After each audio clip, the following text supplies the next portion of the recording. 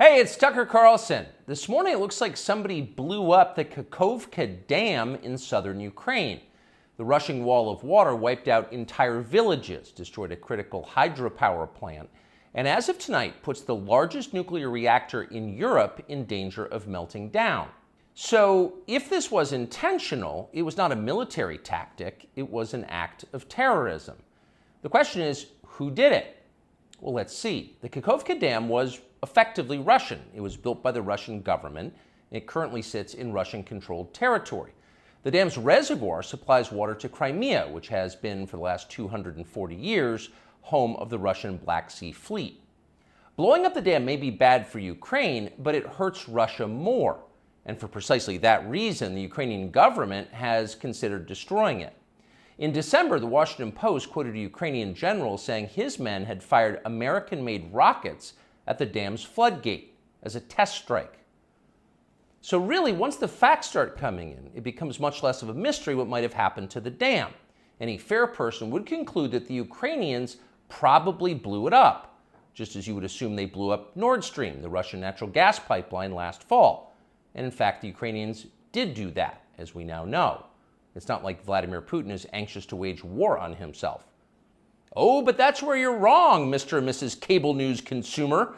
Vladimir Putin is exactly that sort of man, the sort of man who'd shoot himself to death in order to annoy you. We know this from the American media, which wasted no time this morning in accusing the Russians of sabotaging their own infrastructure. Bill Kristol, the man who once told us that Saddam Hussein was responsible for 9/11, immediately denounced Putin as a war criminal and even more savagely compared him to Donald Trump. The rest of the pundit class made similar, clearly coordinated noises. Putin did it! Putin did it! And their reasoning was simple. Putin is evil, and evil people do evil things purely for the dark joy of being evil. In this specific case, Putin attacked himself, which is the most evil thing you can do, and therefore perfectly in character for a man that evil.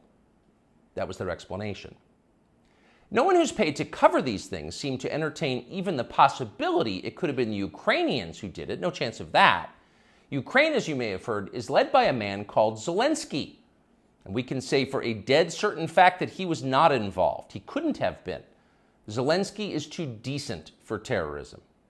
Now, you see him on television, and it's true you might form a different impression. Sweaty and rat-like, a comedian turned oligarch, a persecutor of Christians, a friend of BlackRock. But don't believe your own eyes. Actually, Mr. Zelensky is a very good man. The best, really. As George W. Bush once noted, he is our generation's Winston Churchill. Of all the people in the world, our shifty, dead-eyed Ukrainian friend in the tracksuit is uniquely incapable of blowing up a dam. He's literally a living saint, a man in whom there is no sin. That's why Lindsey Graham is so attracted to him. They're just two good people, hanging out together and being good. And like all good people, when they meet in person, they spend a lot of time talking about killing people and laughing like friends do. Here's the pair last week. Free or die. Free or die. Now you are free. Yes. And we will be. And the Russians are dying. It's the best money we've ever spent. Thank you so much. No, it's... The Russians are dying. It's the best money we've ever spent, Graham says. A smile spreads across his thin, quivering lips as he forms the words. He looks like a starving man contemplating a breakfast buffet. The aroma of death has aroused Lindsey Graham. Thanks so much, replies Zelensky. He feels the same way. See, there's nothing dark here. Just two middle-aged guys celebrating the killing of a population. They don't seem like the kind of people who'd enjoy flooding villages or starting a famine. And in any case, who cares if they are? It's really not your business. Your job is to support Ukraine. Watch Nikki Haley, a Republican candidate for president, explain this principle on CNN. A win for Ukraine is a win for all of us. And for them to sit there and say that this is a territorial dispute, that's just not the case. To say that we should stay neutral, it is in the best interest of America. It's in the best interest of our national security for Ukraine to win. We have to see this through. We have to finish it. See? It's very easy to understand. It is vitally important for you to support Ukraine because it's necessary for Ukraine to be supported by you. Your support is mandatory until it's finished, whatever it is, and whatever that means. So shut up and support Ukraine, or else you're in trouble. Back when they still taught logic, statements like this were known as tautologies. Something is true because it is. The more you repeat it, the truer it becomes. It's a self-reinforcing reality. There was a time when tautologies were considered illegitimate arguments, not to mention hilariously stupid. Only dumb people talk like that. Now everybody in power talks like that. Diversity is our strength. Trans women are women. Zelensky is Churchill. It's all self-evidently true. Doesn't need an explanation, and don't ask questions. Sound familiar? Of course it does. That's the pap they're serving us day after day in steaming, lumpy portions. By this point, it's possible that American citizens are the least informed people in the world. Your average yak herder in Tajikistan knows who blew up the Nord Stream pipeline. It's obvious. Does he think some skinny dude in a dress is actually a girl? Come on. That idea would never occur to him. You've got to be lied to at full volume over a period of years in order to reach conclusions like that. And of course, we have been. The media lie. They do. But mostly they just ignore the stories that matter. What's happened to the hundreds of billions of US dollars we've sent to Ukraine? No clue. Who organized those BLM riots 3 years ago? No one's gotten to the bottom of that. What exactly happened on 9/11? Well, it's still classified. How did Jeffrey Epstein make all that money? How did he die? How about JFK? And so endlessly on. Not only are the media not interested in any of this, they are actively hostile to anybody who is. In journalism, curiosity is the gravest crime. Yesterday, for example, a former Air Force officer who worked for years in military intelligence came forward as a whistleblower to reveal that the U.S. government has physical evidence of crashed non-human-made aircraft, as well as the bodies of the pilots who flew those aircraft. The Pentagon has spent decades studying these otherworldly remains in order to build more technologically advanced weapons systems. Okay, that's what the former intel officer revealed, and it was clear he was telling the truth. In other words, UFOs are actually real, and apparently so is extraterrestrial life. Now we know. In a normal country, this news would qualify as a bombshell, the story of the millennium. But in our country, it doesn't. The whistleblower's account ran on a technology website called The Debrief, which you've probably never heard of. The Washington Post had that story, but decided not to run it. The New York Times, meanwhile, just pretended it never happened. On the front page of the New York Times website this morning, there were 5 stories about Ukraine, as well as 4 stories apiece about Donald Trump, trans people, and climate change, the usual lineup. There was nothing at all about how an alien species is flying hypersonic aircraft over our cities. Not one word. So if you're wondering why our country seems so dysfunctional, this is a big part of the reason. Nobody knows what's happening. A small group of people control access to all relevant information, and the rest of us don't know. We're allowed to yap all we want about racism, but go ahead and talk about something that really matters and see what happens. If you keep it up, they'll make you be quiet. Trust us. That's how they maintain control. When Western tourists first started traveling in large numbers to the Soviet Union in the early 1970s, they found that many Russians had a completely warped understanding of the United States. They thought that Americans lived in grinding poverty, in a state of perpetual race war, and were desperate to flee to the freedom and prosperity of the Eastern Bloc. They thought this because that's what they had been told. They had no way to know otherwise. The few Russians who understood what was really going on in the rest of the world had learned about it from listening to shortwave radio broadcasts, sometimes under the covers so the neighbors wouldn't hear. 50 years later, it is bewildering to consider the ironies here. We're the ones who live in ignorance now. The US government has managed to classify more than 1 billion so-called public documents. So at this point, we can't possibly know what our leaders are doing. We're not allowed to know. By definition, that is not a democracy. Yet it's fine with the media. Secrecy is a powerful tool of control. Stop asking how we got so rich. Here's another story about racism. Go eat each other. That's the program. That's how most of us now live here in the United States. Manipulated by lies, silenced by taboos. It is unhealthy and it's dehumanizing, and we're tired of it. As of today, we've come to Twitter, which we hope will be the shortwave radio under the blankets. We're told there are no gatekeepers here. If that turns out to be false, we'll leave. But in the meantime, we are grateful to be here. We'll be back with much more very soon. Let's say you wanted to control a country. How would you start? Well, you'd want to make sure you had the complete obedience of everybody inside your borders who was authorized to use deadly force. You would start with the military, and then federal law enforcement, then move your way down ultimately to agencies like the IRS. Controlling the guns would be a top priority for you if you ever wanted to go dictatorial, if you wanted to be baby doc.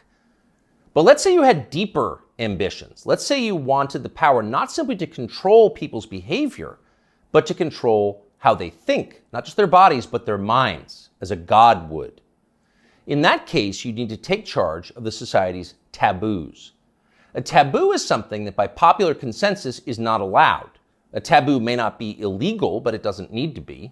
Over time, social prohibitions are more powerful and more enduring than laws. Societies are defined by what they will not permit, as are famously religions. Muslims don't eat pork, neither do Orthodox Jews. Traditional Christians oppose extramarital sex. The Amish avoid electricity, and so on. American society isn't overtly religious, but it's governed by taboos, and it always has been. What's interesting is how fast our taboos are changing. This is not happening organically. What we're allowed to dislike is being dictated to us from above, sometimes by force. Until fairly recently, for example, it was taboo in this country to attack people on the basis of their race. That was the main lesson of the Second World War, we were told, again and again. The one thing we learned from the Nazis is that it's dangerous to reduce human beings to their genetic code. There is no master race. That made sense, but apparently we no longer believe it. Punishing people based on their skin color is not only permitted in modern America, it is mandatory throughout business and government and higher education, as long as the victims are white. At one time, that would have been unimaginable. So with the current behavior of our politicians. As recently as the 1992 presidential campaign, adultery was considered disqualifying for anyone seeking higher office. Bill Clinton was very nearly derailed in the New Hampshire primary by his affair with Jennifer Flowers. Clinton went to elaborate lengths to lie about the relationship because he had no choice. But he was the last presidential candidate who had to meet this standard. By 2008, it was obvious to anybody who was paying attention that Barack Obama had a strange and highly creepy personal life. Yet nobody ever asked him about it. By that point, a leader's behavior within his own marriage, the core relationship of his life, had been declared irrelevant. It was Barack Obama's business, not yours. One by one, with increasing speed, our old taboos have been struck down. Those that remain have lost their moral force. Stealing, flaunting your wealth, striking women, smoking marijuana on the street, shameless public hypocrisy, taking other people's money for not working. All of these things used to be considered unacceptable in America, not anymore. So it probably shouldn't surprise us that the greatest taboo of all is teetering on the edge of acceptability: child molestation. A generation ago, talking to someone else's children about sex was widely considered grounds for a thrashing. Touching them sexually was effectively a death penalty offense. When Jeffrey Dahmer was bludgeoned to death in the bathroom of a Wisconsin prison in 1994, the Milwaukee district attorney had to caution the public not to turn Dahmer's killer into a folk hero. Jeffrey Dahmer had molested and murdered children. People felt justified in celebrating his death. 25 years later, that standard had changed dramatically in the state of Wisconsin, as in the rest of the country. In the summer of 2020, during the BLM riots in Kenosha, 17-year-old Kyle Rittenhouse defended his life from a convicted child molester called Joseph Rosenbaum. Rosenbaum was trying to kill Rittenhouse, so Rittenhouse shot him in self-defense. But it was Joseph Rosenbaum whom the media cast as the victim of the story. Kyle Rittenhouse, meanwhile, an underage boy fending off violence from a child molester, was denounced as the villain. Ultimately, he was indicted for murder. One of the things that this tells us is the people who run our country no longer see child molesters as the worst among us. It's never been more obvious than it was yesterday when the Wall Street Journal ran a long expose about kiddie porn on Instagram. Instagram, the journal found, quote, helps connect and promote a vast network of accounts openly devoted to the commission and purchase of underage sex content. Instagram connects pedophiles and connects them to content sellers of child pornography. In one instance, the paper discovered that Instagram was recommending the phrase incest toddlers to users who'd expressed interest in similar material. By the way, no one at Instagram denied that any of this had happened, nor did Mark Zuckerberg, who controls the company. The journal story was accurate. It was all pretty shocking, but not as shocking as what happened next, which was effectively nothing at all. The largest circulation newspaper in the United States revealed that one of the world's most influential companies was promoting pedophilia, and nobody in power did anything about it. The Justice Department did not announce an investigation. Congress did not schedule hearings. The guy who runs Instagram, Adam Mosseri, still has his job. In fact, Mosseri's last tweet, which is pinned, is a video of himself bragging about how effective Instagram's algorithm is. Keep in mind as you watch this, it's real.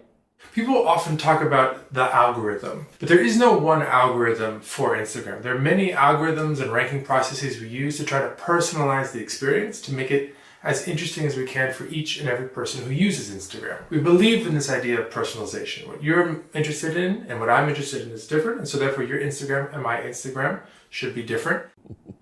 What you're interested in and what I'm interested in is different, Mosseri explains patiently, so your Instagram feed will be different from mine. You're interested in children, that's why you're getting all the incest toddler posts. It's a highly personalized experience. That tweet is still up tonight.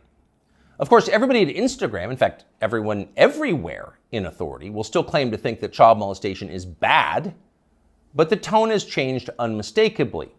When they say it's bad, they mean it in a kind of abstract way. Bad like a civil war in Central Africa is bad. You wouldn't prefer it, but there are reasons it happens. That's why we now refer to pedophiles as minor attracted persons, because honestly, who can judge? These people are a sexual minority, so pause before you attack them. And in any case, it's not like pedophiles are barging into the Capitol building to sit in Nancy Pelosi's chair or asking uncomfortable questions about the last election. For miscreants like that, no punishment is too harsh. So far this month, the FBI's Washington field office has issued 11 press releases. 10 out of 11 have been about January 6th. Keep in mind that January 6th happened more than 2.5 years ago. Now you know why the feds were ignoring kid touchers on Instagram. They're too busy to respond. They've got much more important things to do, like finding white supremacists. White supremacists are America's new child molesters. We've got zero tolerance for white supremacists because no one threatens the life of this country more than they do. Here's Joe Biden once again making that very clear last month. To stand up against the poison of white supremacy, as I did my inaugural address, to single out as the most dangerous terrorist threat to our homeland is white supremacy.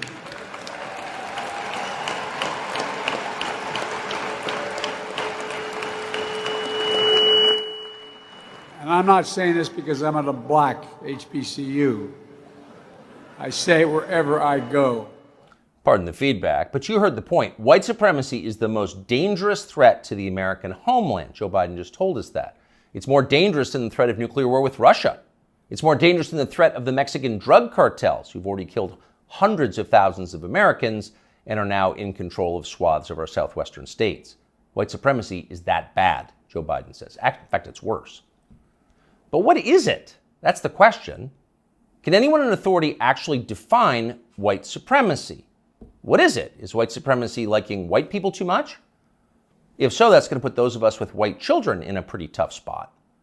Or is white supremacy something much more obviously bad, like trying to expel all non-whites from America and creating some kind of ethno-state? If that's Joe Biden's definition, what exactly is the scope of this threat? How many people are currently working on this American white ethno-state project? And what are the chances they're going to pull it off? Our guess is not very many and precisely zero. But we can't say for sure because no one has showed us the numbers. These are not rhetorical questions.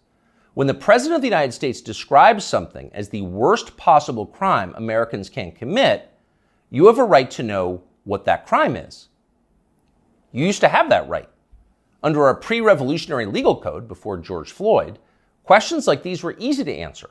A crime was defined as something that an elected legislature had explicitly banned, usually an act that hurt somebody else. In America, crimes were described precisely, with words in English and then preserved in books, which you could read yourself. If you ever wondered whether you were committing a crime, you could just look it up. You could know for sure whether you were a criminal. Now you can't. And needless to say, that's the point. The point of the exercise is to keep you off balance, to keep you afraid. When no one's willing to define the offense, you can't be sure whether or not you're committing it. You could be accused at any time and everything you have taken from you. You live in fear.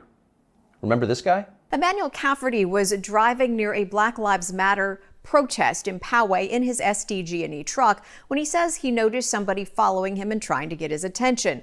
Later, that person posted a picture of him making what some believed is a white supremacy symbol on Twitter. Cafferty says he had no idea about any white power symbols and was just cracking his knuckles outside his window when the picture was taken of him. Later that day, he says he was notified by SDG&E that he would be suspended pending an investigation, and a few days later, he was fired.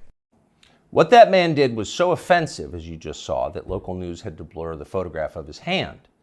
He was fired from his job. His life was destroyed for cracking his knuckles. He didn't know cracking his knuckles was racist, in his defense, but then nobody did until the day that poor Emmanuel Cafferty was unwise enough to crack them. When a crime has no definition, anyone can be guilty of it. It's hard to relax in a country like that. The old system was better. Government operated on the basis of laws, not amorphous moral terror. Politicians couldn't accuse you of something they couldn't define. The legal code was straightforward. Child molestation was a crime. Having unfashionable opinions was not. Outside of the public sphere, the population mostly governed itself, as it does in every society, and used taboos to do it. You knew what was allowed and what wasn't because the rules didn't change very often. The taboos were organic. They derived from collective experience and instinct, the two most reliable guides to life. They evolved for a reason. They still do. Our job at this point is to protect them, despite the hectoring, the nonstop hectoring from the people in charge. You know the outlines of right and wrong. You're born knowing them. So don't let them talk you out of what you can smell. Don't let them rationalize away your intuitive moral sense. Cling to your taboos like your life depends on them, because it does. Cherish and protect them like family heirlooms. That's exactly what they are. Younger people say the news is full of lies. In Kennedy's motorcade, 239 people. The death of Jeffrey Epstein.